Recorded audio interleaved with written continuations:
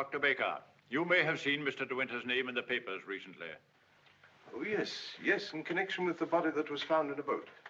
My wife was reading all about it. A very sad case. My condolences. No, this is going to take hours. Let me... Don't bother, Pavel. I think I can tell Dr. Baker. We're trying to discover certain facts concerning the late Mrs. De Winter's activities on the day of her death. October the 12th last year. I want you to tell me, if you can, if anyone of that name paid you a visit on that date. I'm awfully sorry. I'm afraid I can't help you. I should have remembered the name De Winter. I've never attended a Mrs. De Winter in my life. Well, how can you possibly tell all your patients' names? I can look it up in my engagement diary, if you like. Did you say the 12th of October? Yes. Here we are. No De Winter. Are you sure? Well, here are all the appointments for that day. Ross, Campbell, Stedall, Perino, Danvers, Danny? What the devil? Would you read that name again?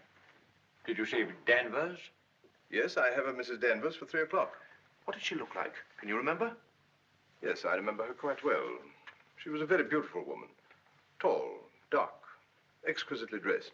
Rebecca. The lady must have used an assumed name. Is that so? This is a surprise. I'd known her a long time. What was the matter with her? My dear sir, there are certain ethics. Could you supply a reason, Dr. Baker, for Mrs. De Winter's suicide? For her murder, you mean? She was going to have a kid, wasn't she? Come on, out with it. Tell me, what else would a woman of her class be doing in a dump like this? I take it the official nature of this visit makes it necessary for me to... I assure you, we'd not be troubling you if it were not necessary. You want to know if I can suggest any motive as to why Mrs. De Winter should have taken her life? Yes, I think I can. The woman who called herself Mrs. Danvers was very seriously ill. She was not going to have a child. Well, that was what she thought. My diagnosis was different. I sent her to a well-known specialist for an examination and x-rays. And on this date, she returned to me for his report. I remember her standing here, holding out her hand for the photograph. I want to know the truth, she said. I don't want soft words in a bedside manner. If I'm for it, you can tell me right away. I knew she was not the type to accept a lie. She'd asked for the truth. I let her have it. She thanked me. I never saw her again, so I assumed that... What was wrong with her? Cancer. Yes, the growth was deep-rooted. An operation would have been no earthly use at all. In a short time, she would have been under morphia. There was nothing that could be done for her, except wait. Did she say anything when you told her? She smiled in a queer sort of way. Your wife was a wonderful woman, Mr. De Winter. And oh, yes, I remember she said something that struck me as being very peculiar at the time. When I told her it was a matter of months, she said, "Oh, no, doctor, not that long." You've been very kind. You've told us all we wanted to know. We should probably need an official verification. Verification? Yes, to confirm the verdict of suicide. I understand. Can I offer you gentlemen a glass of sherry? Oh, very kind. I think we ought to be going.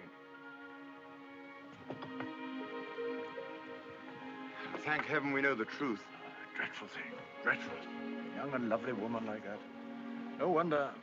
I never had the remotest idea. Neither did Danny, I'm sure. I wish I had a drink.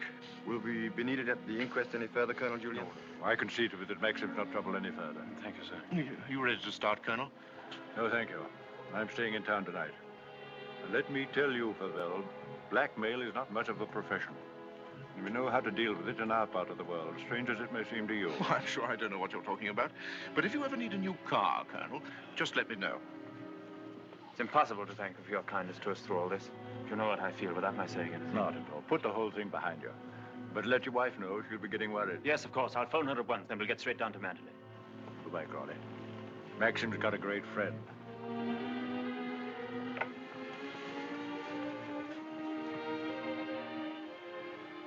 Frank. Yes, Maxim? Something you don't know. Oh, no, there isn't.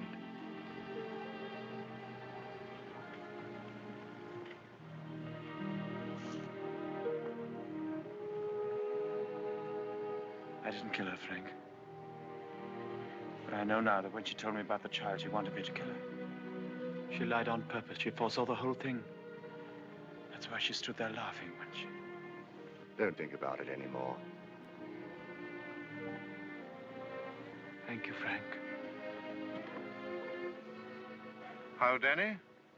I just wanted to tell you the news. Rebecca held out on both of us. She had cancer. Yes, suicide. And now Max and that dear little bride of his will be able to stay on at Manderley and live happily ever after. Bye-bye, Danny. This your car, sir? Yes? Will you be going soon? This isn't a parking place, you know. Oh, isn't it? Well, people are entitled to leave their cars outside if they want to. It's a pity some of you fellows haven't anything better to do. When you phoned, did she say she'd wait up? I asked her to go to bed, but she wouldn't hear of it. I wish I could get some more speed out of this thing. Is something worrying you, Maxim? I can't get over the feeling something's wrong.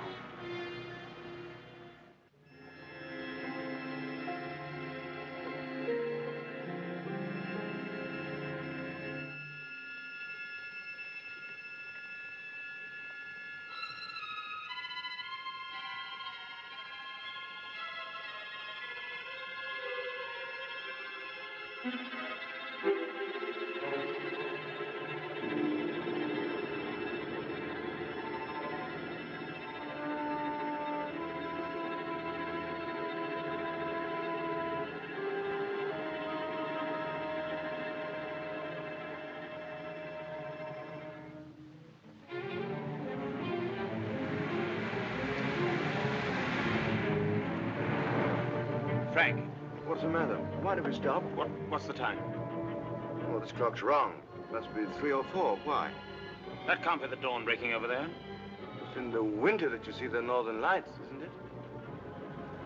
That's not the Northern Lights. That's Manderley.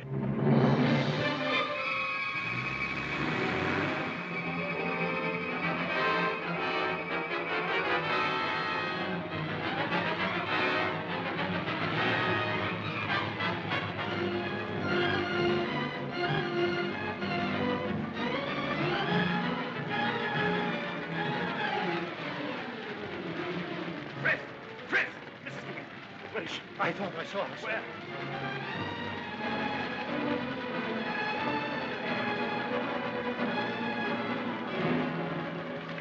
Maxie! Thank heaven you've come back to me.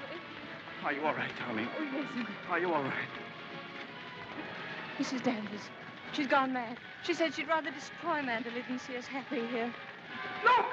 The West Wing!